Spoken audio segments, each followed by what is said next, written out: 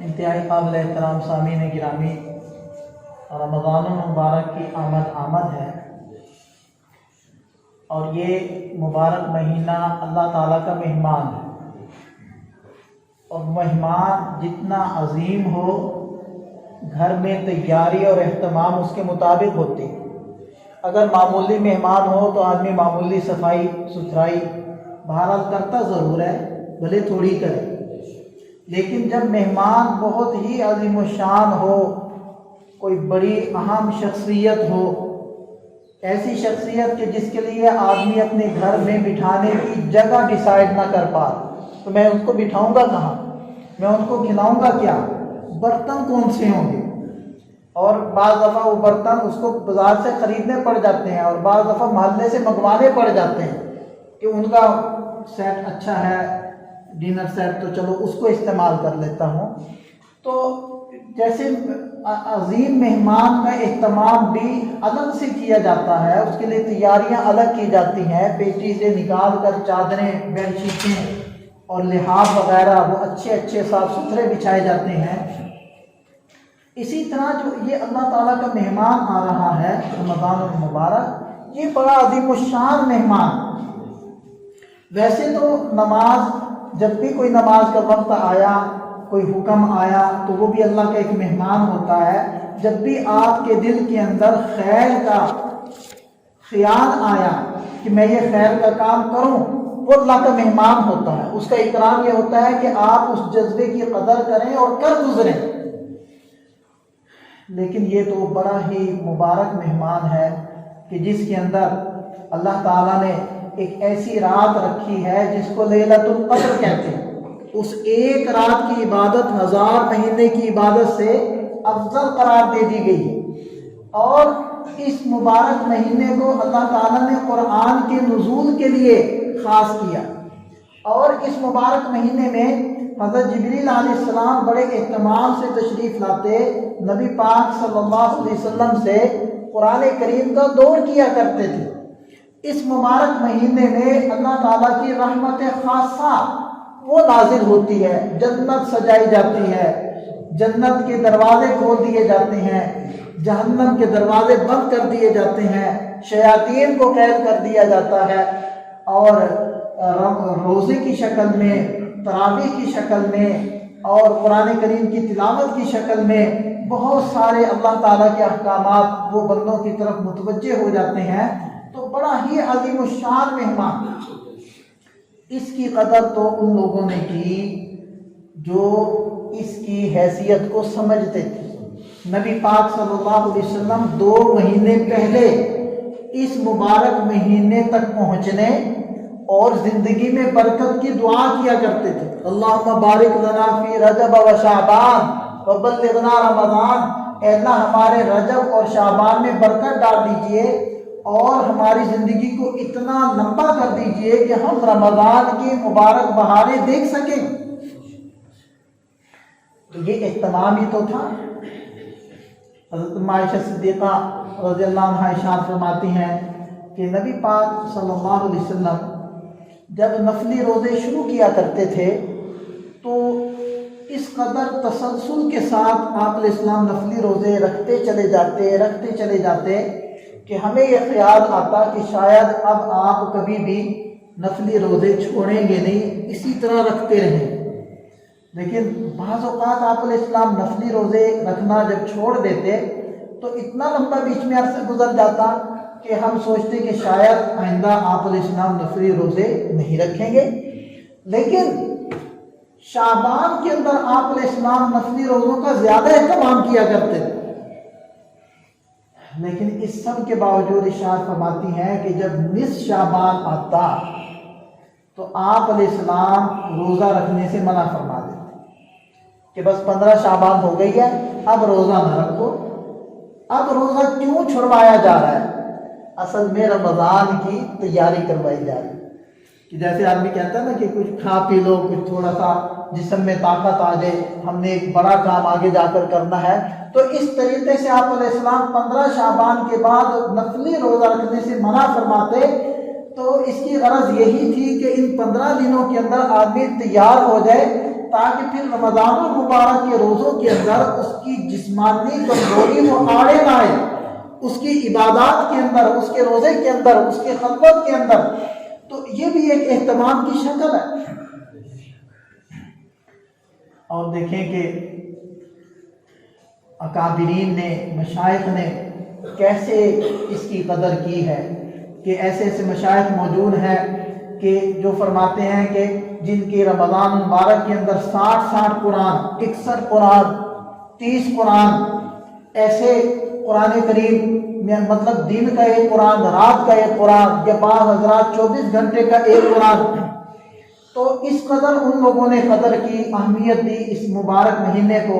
امام زہری رحمۃ اللہ علیہ فرماتے ہیں کہ جب رمضان آ گیا، بس یہ تو قرآن کا مہینہ ہے، یہ تو اطعام الطعام کا مہینہ ہے، لوگوں کو کھلانے کا مہینہ ہے، وہ یوں ارشاد فرمایا۔ اور با اکابرین کے بارے میں پڑھا کہ وہ پورا رمضان گویا کہ پبلک کے ساتھ گپ شپ کرنے یا لوگوں کے ساتھ ملنے سے روزہ رکھ لیتے تھے کہ بس اب رمضان آ گیا، اب ہم نہ تو سفر کریں گے الا یہ کہ کوئی ایمرجنسی ہو جائے، کوئی مجبوری ہو جائے، نہ تو سفر کریں گے اور نہ ہی لوگوں کے ساتھ ملاقات کریں گے، اب بس قرآن ہوگا اور ہم ہوں گے۔ تو یہ اہتمام ہوتا تھا ان حضرات کو۔ تو ہماری طرف بھی یہ مبارک مہینہ متوجہ ہو رہا ہے، اور ہم اللہ کا شکر ادا کریں کہ، اور اللہ سے دعا بھی کریں کہ اللہ توفیق دے، ہم اس مبارک بہاریں دیکھ لیں، ورنہ کتنے لوگ تھے پچھلے رمضان میں، اب نہیں ہیں، اور اب ہم میں سے بھی کیا پتہ کون دیکھے گا رمضان، کون نہیں دیکھے گا۔ تو اس لیے دعا بھی ہو اور اس مبارک مہینے کا انتظار بھی ہو، اس کی قدر بھی ہو۔ اور دیکھیں کہ ایک حدیث پاک میں آتا ہے کہ دو اکٹھے مسلمان ہوئے، دو حضرات، ایک صاحب کا انتقال ہو گیا اور دوسرے صحابی کا 1 سال بعد انتقال ہوا، اور جو پہلے تھے وہ شہید ہوئے، دوسرے وفات پائی انہوں نے۔ تو ایک صحابی نے خواب میں دیکھا کہ وہ جنت کے دروازے کے قریب کھڑے ہیں، تو جو بعد میں جن کا انتقال ہوا تھا 1 سال بعد، ان کو فرشتہ جنت سے پہلے بلانے کے لیے آیا کہ جی آپ آ جائیں، اور جو 1 سال پہلے شہید ہوا تھا ان کو بعد میں بلایا گیا، کچھ وقت ٹھہرنے کے بعد جنت میں بلایا گیا۔ اور یہ صحابی کہتے ہیں کہ مجھے کہہ دیا گیا کہ تم واپس چلے جاؤ، ابھی تمہارا وقت نہیں آیا۔ تو کہتے ہیں کہ میری جب آنکھ کھلی، میں نے یہ خواب نبی پاک صلی اللہ علیہ وسلم کو سنایا، تو میں نے ساتھ میں یہ پوچھا آپ علیہ السلام سے کہ یا رسول اللہ، جو شہید ہوئے وہ بعد میں جنت میں جا رہے ہیں، اور جو 1 سال زیادہ زندگی پانے کے بعد وفات پائی ہیں جنہوں نے، وہ پہلے جنت میں جا رہے ہیں، تو یہ کیا معاملہ ہے؟ تو نبی پاک صلی اللہ علیہ وسلم نے ارشاد فرمایا، اس میں حیران ہونے والی تو کوئی بات نہیں ہے، جو 1 سال زیادہ جنہوں نے زندگی پائی ان کی 1 سال کی نمازیں بھی تو زیادہ ہے، انہوں نے 1 سال زیادہ یعنی ایک زیادہ رمضان بھی تو پایا ہے، اس کی خلوتیں، اس کی عبادات، اس کے روزے اور اس کی رات کی عبادات وہ بھی تو کی ہیں۔ تو ان عبادات کی وجہ سے ان کا درجہ بڑھ گیا، اگرچہ پہلے شہید تھے لیکن دوسرے کے پاس یہ نیکیوں کا ذخیرہ زیادہ تھا، اس لیے وہ پہلے جنت کے اندر چلے گئے۔ تو دیکھیں کہ اس دنیا کا تو ایک ایک لمحہ قیمتی ہے، اچھی جائے کہ پورا رمضان، اس کا تو ایک ایک منٹ قیمتی ہے۔ جنت میں جانے کے بعد اہل جنت کو اور کوئی افسوس نہیں ہوگا سوائے اس گھڑی کے جو دنیا کے اندر اللہ کے ذکر کے بغیر گزار دی۔ وہ سوچیں گے کہ میں یہ بھی کر لیتا، ان لمحات کو بھی قیمتی بنا لیتا، تو آج میری جنت اور بڑی ہو جاتی، درجات اور بلند ہو جاتے۔ لیکن دنیا کے اندر جیسے بندے کو ایک افسوس ہوتا ہے اور اس کی وجہ سے بعض دفعہ تھوڑا سا حسد بھی ہونے لگ جاتا ہے، جیلس فیل بندہ کرنے لگ جاتا ہے، یہ چیز نہیں ہوگی جنت میں۔ یہ تو تکلیف دہ چیز ہے، یہ تو عیب ہے، یہ تو نقص ہے، یہ تو انسانوں کی کمزوری ہے، یہ نہیں ہوگا۔ لیکن دوسرے کو دیکھ کر یعنی اس کے بڑے درجے کو دیکھ کر یہ جیلس فیل نہیں کرے گا، لیکن یہ تمنا ہوگی کہ اگر میں اس لمحے کو بھی قیمتی بنا لیتا تو آج مجھے بھی اس سے بڑا درجہ ملتا۔ تو بہرحال یہ ایک موقع آ رہا ہے رمضان المبارک کا، ہم اس کو غنیمت سمجھیں۔ اللہ تعالیٰ نے یہ جو مبارک مہینہ دیتے ہیں اور اس میں ایکسٹرا عبادات ہمارے ذمے کرتے ہیں. روزے کی عبادت ہے، قیام اللیل ہے تراویح کی شکل میں. تو یہ اس لیے اصل میں دیتے ہیں کہ اللہ تعالیٰ نے بندے کو دنیا میں بھیجا کس لیے؟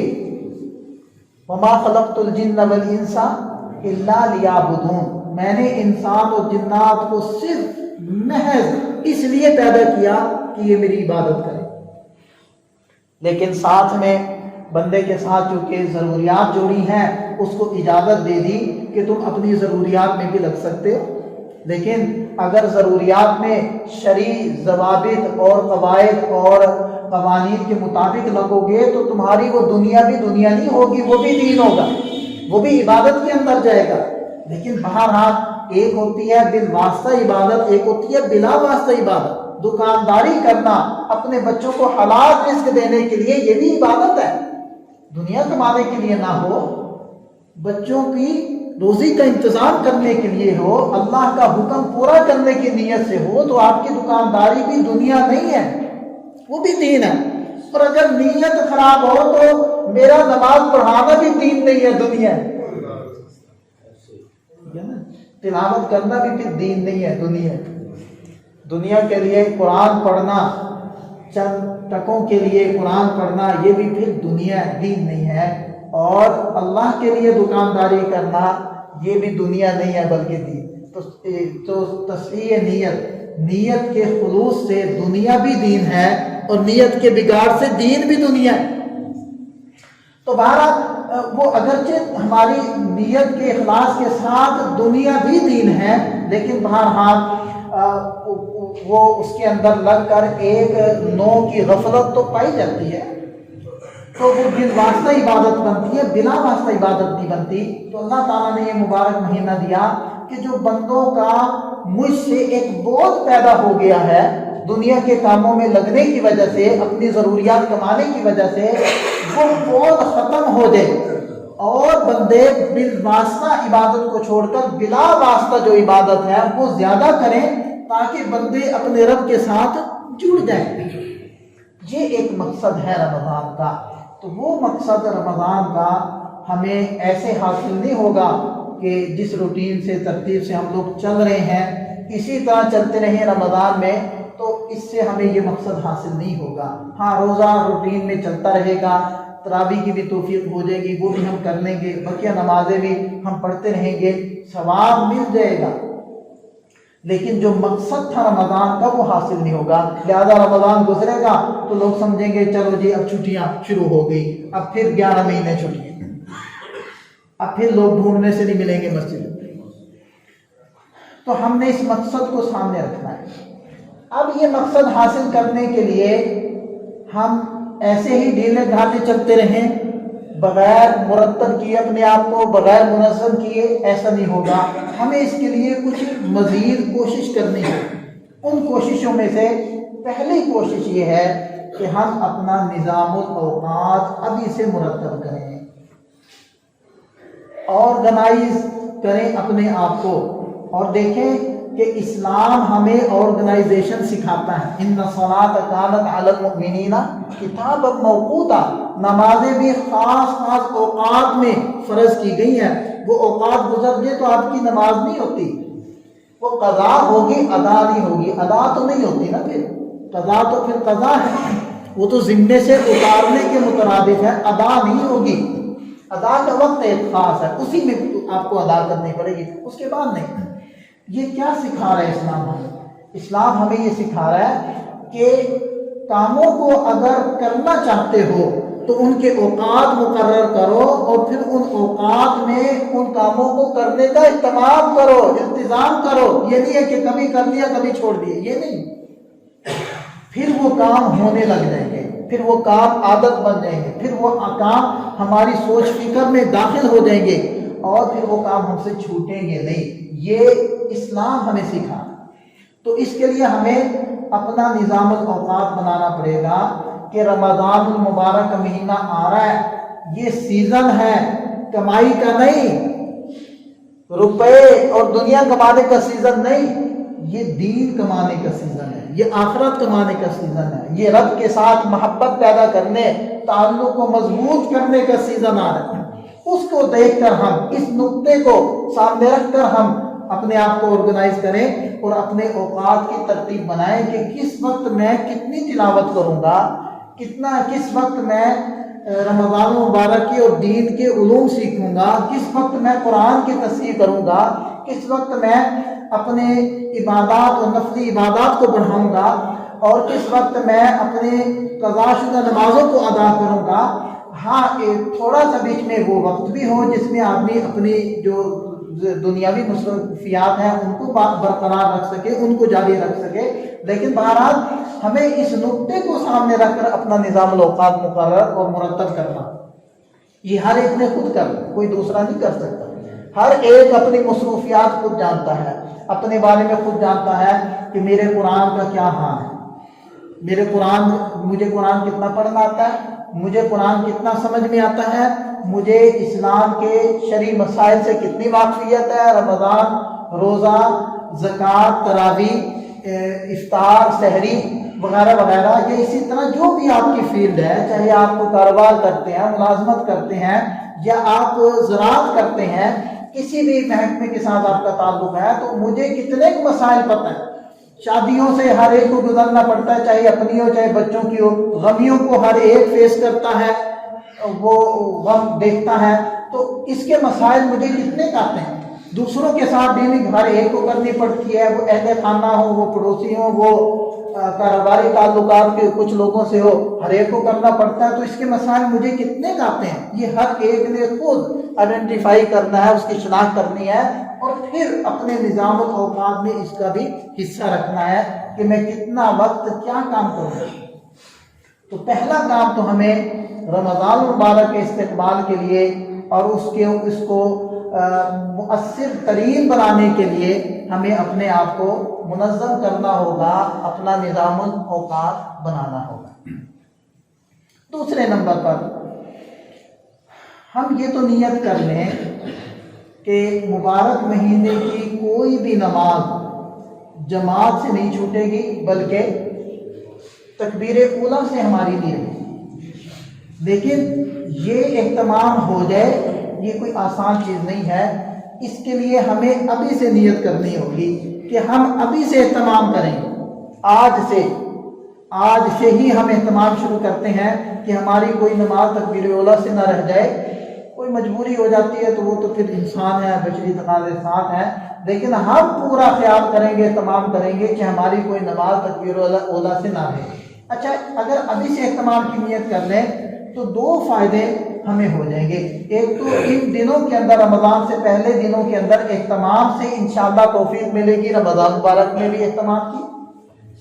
دوسرا فائدہ، اگر ہم آج سے تاریخ نوٹ کر لیں، رمضان کا پورا مہینہ ڈال کر اور مزید کچھ دن ہمیں لگانے پڑتے ہیں، ہم ایک چلہ ایسے مکمل کر لیں کہ ہماری کوئی نماز تکبیر اولیٰ سے نہ رہے، تو دو پروانے اللہ تعالیٰ سے ملنے کی نوید اور خوشخبری کس نے سنائی؟ حضرت محمد مصطفیٰ صلی اللہ علیہ وسلم نے سنائی ہے کہ دو پروانے تمہیں اللہ تعالیٰ سے ملیں گے۔ ایک منافق نہیں تم بنو گے کبھی بھی، دوسرا جہنم میں نہیں جاؤ گے۔ مجھے بتائیں، جب یہ دو چیزیں کسی کو مل جائیں تو کیا کامیابی میں رکاوٹ باقی رہے گی؟ کہ انسان کے دل میں نفاق پیدا نہ ہو، علم کے مطابق اس کا عمل پیدا ہو جائے، اس کے دل کے اندر اخلاص آ جائے۔ نفاق ظاہر بات ہے اخلاص کی منافی چیز ہے کہ دکھاتا ہے اللہ کے لیے کر رہا ہوں، دل میں چور ہے اللہ کے لیے نہیں کر رہا، یہی ہے نفاق، اندر سے کچھ باہر سے کچھ۔ تو اللہ تعالیٰ اخلاص دے دیں گے۔ اور دوسری بات کیا ہے کہ جہنم سے بچا لیں گے۔ سب سے بڑا مسئلہ ہمارا تو یہی ہے، ہم کیوں نمازیں پڑھتے ہیں، کیوں ہم صبح اٹھتے ہیں، کیوں رات کو آ کر عشاء پڑھتے ہیں، کیوں روزے رکھیں گے، کیوں زکاتیں دیتے ہیں، کیوں حج عمرہ کرتے ہیں، کیوں اتنی مشقتیں اٹھاتے ہیں؟ ایک ہی مقصد ہے نا، اللہ ہمیں جہنم سے بچا دے۔ تو یہ پروانہ ہمیں مل سکتا ہے اگر ہم تھوڑی سی ہمت کر لیں اور ابھی سے نیت کرتے ہیں۔ تو پہلا کام کیا کرنا ہمیں؟ رمضان مبارک کے اہتمام میں نظام الاوقات بنانا، اور دوسرا کام نمازوں کا تکبیر اولا کا اہتمام ابھی سے شروع کر دینا ہے، اور اپنا چلہ ہم نے شروع کر دینا ہے یہ تکبیر اولا کا، اور اس کی تاریخ نوٹ کر کے باقاعدہ ہم اس کا اہتمام کریں۔ اور جب رمضان المبارک میں چونکہ نماز کی بات چل رہی ہے، اسی کے ساتھ میں ذکر کر دوں کہ ہم اپنی قضا نمازوں کو بھی وہ ادا کرنے کا اہتمام کریں۔ یہ قرض ہے اللہ کا، اور یہ قرض ہم نے ادا کرنا ہے۔ یہ نہیں ہے کہ وقت گزر گیا تو بس وہ معاف ہوگی، معاف نہیں ہوئی۔ توبہ کرنے سے اس کا چھوڑنے کا گناہ معاف ہو جائے گا، لیکن نماز ادا کرنی پڑے گی۔ بلکہ اس کی تفصیل اپنے موقع پر انشاءاللہ اس کو ایک مضمون بنا کر میں ذکر کروں گا کہ کس طریقے سے ہم نے اپنی چھوٹی ہوئی قضا شدہ نمازوں کو ادا کرنا ہوتا ہے۔ تو دوسرا کام یہ ہو گیا کہ ہم نے نمازوں کا اہتمام شروع کر دینا ہے ابھی سے، تاکہ رمضان المبارک کی کوئی بھی نماز ہماری تکبیر اولا سے نہ رہے۔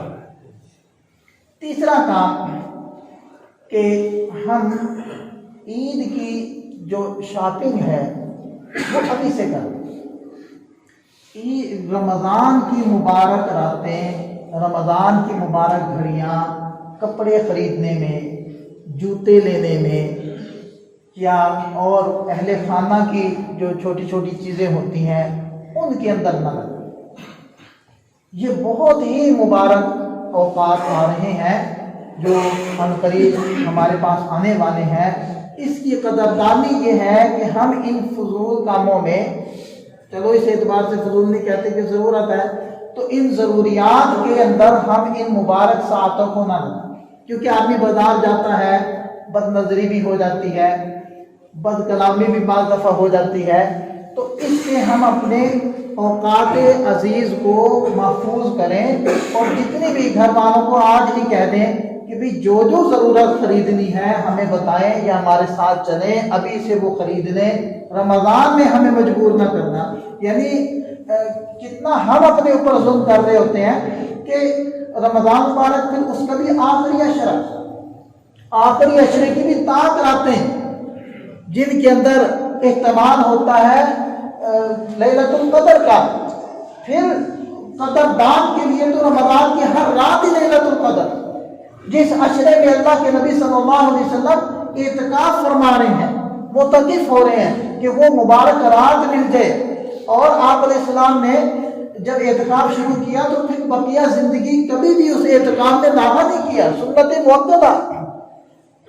اس ہی مبارک عشرے اور ان ہی مبارک راتوں کو ہم شاپنگ کرنے کے لیے گئے ہوئے ہوتے ہیں۔ ان مبارک راتوں میں جا کر ہمارا شوق بھی وہ کم ہو جاتا ہے۔ تراویح کے اندر بہت سارے لوگ تو سمجھتے ہیں لو جی اب ہمارا تراویح میں قرآن مکمل ہو گیا، کسی نے 15 راتوں میں، کسی نے 20 میں، کسی نے 25 میں، وہ کہتے ہیں کہ بس قرآن مکمل ہو گیا تو بس اب رات کا قیام بھی ختم ہو گیا، چھٹیاں مل گئی۔ تو وہ جو عام دنوں کے اندر کر رہے تھے عبادات، تو ان راتوں کو جب زیادہ عبادت کرنی تھی تو ان راتوں کو ہم جو روٹین کی کرتے تھے وہ بھی چھوڑ دیتے۔ نماز پڑھی، توفیق مل گئی جماعت کے ساتھ، بس وہ پڑھی، اور اس کے بعد فوری طور پر اپنی دکان اور یا پھر شاپنگ کے حوالے سے ہم لوگ نکل گئے۔ یہ اپنے اوپر ہم لوگ ظلم کر رہے ہیں، اور اللہ کے بھیجے ہوئے اس مہمان کی ناقدری کر۔ تو ان مبارک دنوں کو تو اور زیادہ ہمیں اہتمام کرنا چاہیے کہ جو کمی رہ گئی ہم اس کو پورا کریں، رب کے ساتھ اپنے تعلق کو مضبوط کریں، اور ان راتوں کو جا کر اپنے رب کو منائیں۔ کیا خبر یہ رمضان ہماری زندگی میں آخری، پتہ نہیں اگلا ہمیں ملے نہ ملے، تو اس لیے ان راتوں کو اہتمام کرنا تھا، ان راتوں کو لوگ ضائع کرنے چل پڑتے۔ تو اس لیے اپنی جتنی بھی ہماری شاپنگ ہے عید کے حوالے سے وہ ابھی سے کر لیں، اس ایک ہفتے کے اندر کر لیں، بس اس کے بعد نہ نکلیں اس حوالے سے۔ جو ضروریات ہوتی ہیں وہ تو لینے کے لیے جانا پڑتا ہے، وہ تو ساتھ ساتھ کچن کی چلتی رہتی ہیں، جو دور بازار کی چیزیں وہ چھوڑ دیں۔ اور اس مبارک مہینے میں ہم تھوڑا سا اس چیز کا اہتمام کریں کہ غرباء، مساکین، ایک تو زکوٰۃ کا عام طور پر لوگوں کا رواج ہے کہ وہ رمضان میں زکوٰۃ دیتے ہیں، حالانکہ رمضان کوئی زکوٰۃ کا مہینہ نہیں ہے۔ یہ ایک غلط فہمی ہمارے اندر پیدا ہو گئی ہے جس کی اصلاح کی ضرورت ہے، اس لیے کہ زکوٰۃ کا مہینہ تو وہ ہوتا ہے جس مہینے آپ صاحب نصاب بنے تھے، اگر آپ شعبان میں صاحب نصاب بنے تھے تو اگلے سال شعبان میں آپ کے ذمہ زکوٰۃ ہوگی نا. اگر آپ رجب میں صاحب نصاب بنے تھے تو اگلے سال رجب میں آپ کی ذمہ زکوٰۃ ہوگی. لیکن لوگ سمجھتے ہیں کہ شہر رمضان کا مہینہ زکوٰۃ کا مہینہ ہے، تو لوگ اس لیے اہتمام کر رہے ہوتے ہیں. دوسری ایک وجہ یہ بھی ہوتی ہے کہ لوگ کہتے ہیں کہ اس مبارک مہینے میں خرچ کرنے کا ثواب زیادہ ہے. تو بہرحال ہم یہ نہیں کہتے کہ آپ نہ زکوٰۃ ادا کریں اس مہینے میں، بالکل کریں، لیکن زکوٰۃ کا حساب اس مہینے میں کر لیں جس مہینے میں آپ صاحب نصاب بنے تھے، یا جس مہینے سے آپ کا سال شروع ہوا تھا. حساب اس وقت کر لیں، بھلے ادا آپ رمضان مبارک میں کریں. تو ایک تو لوگ زکوٰۃ ادا کر رہے ہوتے اس مہینے میں، تو اس کے ساتھ یہ ایک غمخواری کا مہینہ ہے. نبی پاک صلی اللہ علیہ وسلم کے ارشادات میں یہ بھی آتا ہے کہ تم مزدور کے اوپر سے بوجھ کو کم کر دو، اس کا کام کم کر دو. تو وہی یہ غمخواری کا مہینہ ہے، ہمدردی کا مہینہ ہے کہ تم غرباء، مساکین، کمزور لوگوں کی خبرگیری کرو. زکوٰۃ تو ایک فریضہ ہے. لوگ زکوٰۃ ادا کر کے سمجھتے ہیں کہ میں بڑا سخی ہوں، وہ تو ایک فرض ادا کر رہے ہیں، اس میں سخاوت والی تو کوئی بات ہی نہیں ہے. سخاوت تو فریضے کی ادائیگی کے بعد شروع ہوتی ہے، اور وہ ہے نفلی کام. تو ہم اس مبارک مہینے میں یہ بھی کریں کہ نفلی کاموں کو اور لوگوں کو کھلانا، اطعام الطعام، اس کا اہتمام کریں. اگر کسی کے روزے افطار کرنے کی کوئی صورت بنتی ہے تو وہ کریں، اور ان چیزوں کو آسان کریں تاکہ ہر کوئی دیکھ کر کہے، یہ سوچے کہ یار یہ تو میں بھی کر سکتا ہوں. تو آسان سے آسان کریں. اور آخری جو میں گزارش کرنا چاہتا ہوں، اور بہت زیادہ اصرار اور اہتمام کے ساتھ گزارش کرنا چاہتا ہوں، کہ وہ یہ کہ ہم سوشل میڈیا کا استعمال ترک کریں. سوشل میڈیا کو استعمال کریں، نیٹ کو یوز کریں، نیٹ کو اپنے آپ کو یوز نہ کرنے دیں. میں ایک مثال دیتا ہوں کہ اگر، چونکہ گھوڑے تو اب رہے نہیں، موٹر سائیکل آپ سمجھ لیں، موٹر سائیکل کی مثال. آپ نے موٹر سائیکل اس لیے لیا ہے کہ مجھے دودھ لینے کے لیے جانا پڑے تو میں جلدی سے جا کر لے آؤں، مجھے بازار میں کچھ خریدنے کے لیے جانا پڑے تو میں جلدی سے جاؤں اور لے کر آ جاؤں. اگر آپ کا موٹر سائیکل وہ منہ زور ہو جائے، آپ کی بات نہ مانے، آپ دودھ کی دکان پر جانا چاہ رہے ہو، وہ سبزی والی دکان پہ چلا جائے، یا پھر فیصل آباد کے دور سے ہوتا ہوا وہ لاہور روڈ پر آپ کو لے جا کر وہاں سے گھما پھرا کر، اور 1-1.5 گھنٹے کے بعد وہ آپ کو واپس گھر لے آئے، اور دودھ والی دکان پر پھر بھی نہ آپ گئے، تو کیا خیال ہے ایسے موٹر سائیکل کو آپ رکھنا پسند کریں؟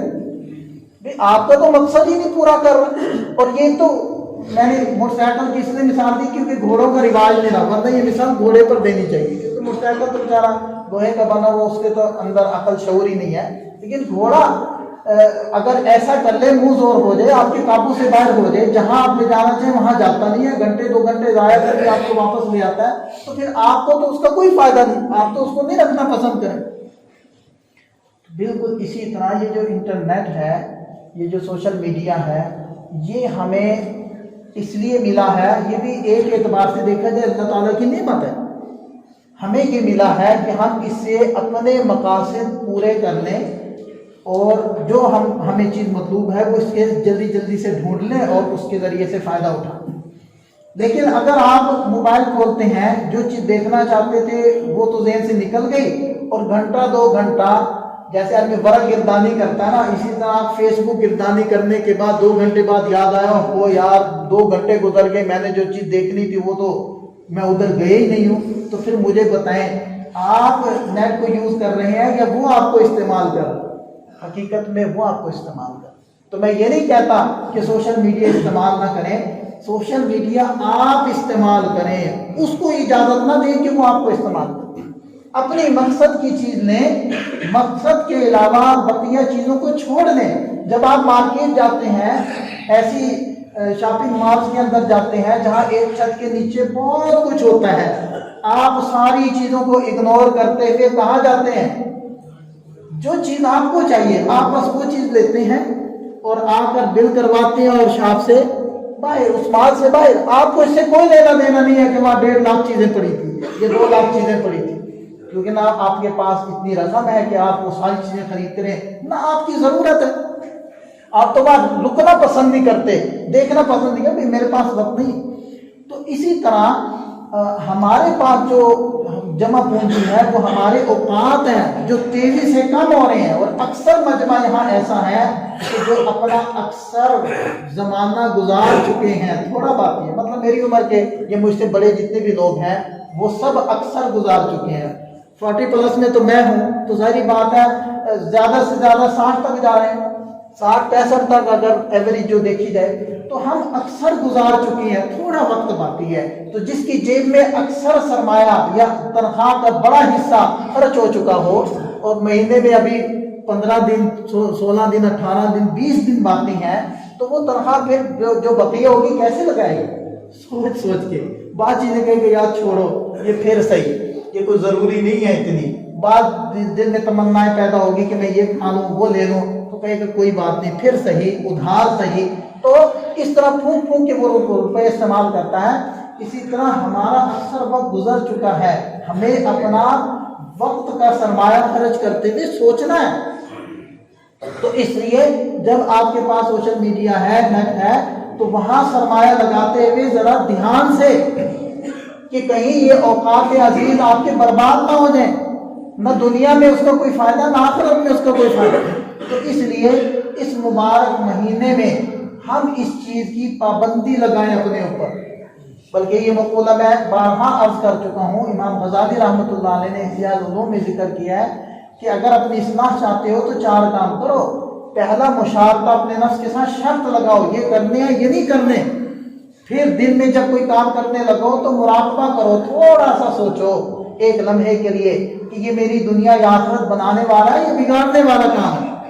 اور شام کو محاسبہ کرو بیٹھ کر کے کیا کام ٹھیک کیے کیا غلط کیے، اور جو غلط کیے ہیں پھر اخیر میں چوتھے نمبر پر معاتبہ، اپنے آپ کو سزا بھی دو، چاہے وہ نوافل کی شکل میں ہو چاہے کچھ صدقہ کرنے کی شکل میں ہو، سزا دیں اپنے آپ کو کہ تم نے یہ کام کیوں کیے، اس سے تو تمہاری آخرت برباد ہو گئی۔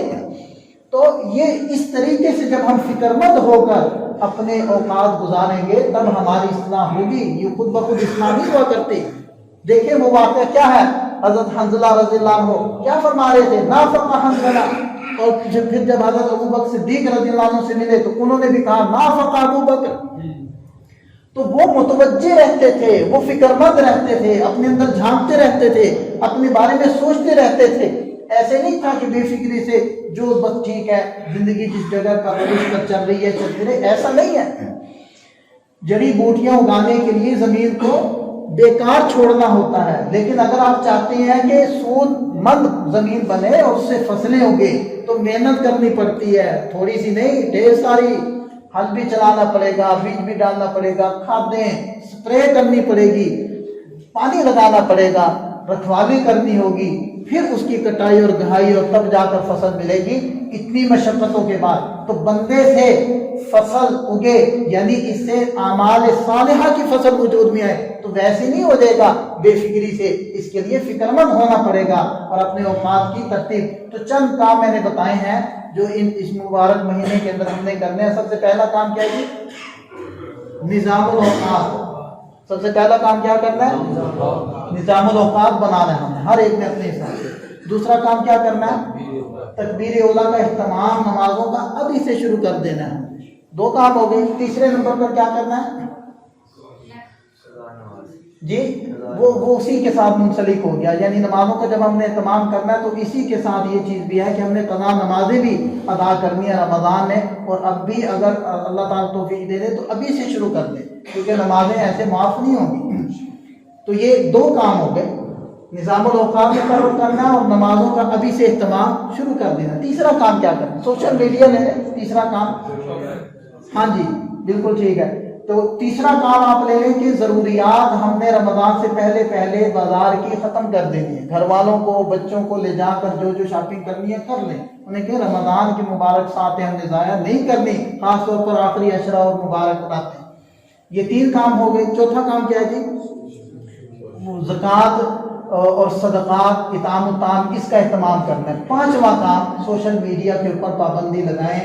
اگر آپ کا نفس نہیں مانتا، نفس اتنا عادی ہو گیا ہے کہ وہ جان نہیں چھوڑتا آپ کی، تو پھر اس کو پابند کریں کہ 15 منٹ دوں گا، 20 منٹ دوں گا، 20 منٹ میں کر لو جو فیس بک کی گردانی کرنی ہے، یوٹیوب گردانی کرنی ہے کر لو، اس سے زیادہ تمہیں وقت نہیں ملے گا۔